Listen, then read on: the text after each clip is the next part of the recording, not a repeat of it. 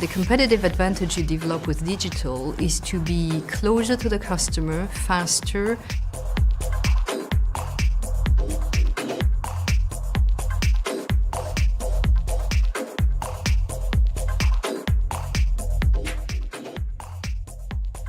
The first thing that you really have to have when you want to drive digital transformation is to have a very engaged CEO.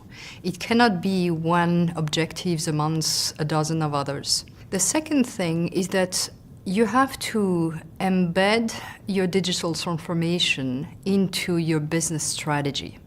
So it cannot be a side objective, it needs to be embedded into your business objectives.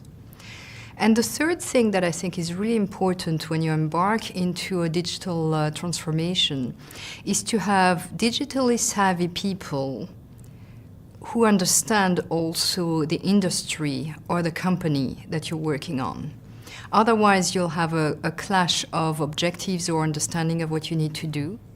So what the CEO needs to do is find a way to have digital completely embedded in 1, 2, or 3 of the business initiatives, because then that will force the business leaders to be engaged. It will force a reallocation of some cost, and it will force this to be part of the ongoing business discussion that you have with the company. I've seen recently a lot of companies, I would say mostly big companies, who think that digital is important.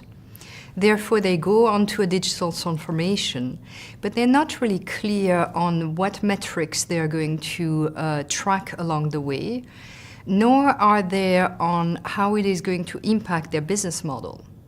You might not have all the answers to what is the end game or the end business models, but you do need to have metrics along the way. The biggest challenge you have when you lead a digital revolution is the internal resistance. If you want to lead a digital transformation, you do need to have strong, recognized operational leaders who are embarking on it, who you can work with to demonstrate a winning story. Because once they realize what you can do and how much better you can serve your customers, then everybody is going to follow them. So you need to find these people and find a success story. You do need to have the ability to bring on board people who are thinking differently. And this is where very often in big companies you have a cultural challenge, because you bring people who are moving very fast, and you tend to have in big companies old school type of managers. They're not necessarily old, but they think the old way with annual reviews, with something that cannot change more than once a year. So I think it is very important to have people who have a mindset of going fast. It is very important to have a team of people who are focused on the objectives and that are really focused on delivering the results versus following a hierarchy. And in that sense, I think that digital is both forcing a cultural revolution, but also a digital revolution is only going to be successful if you manage to have this cultural revolution taking place in the company.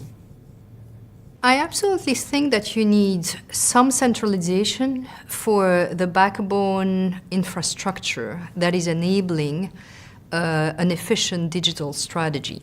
But then you need to have the business leaders having the authority and the flexibility to build on top of this backbone.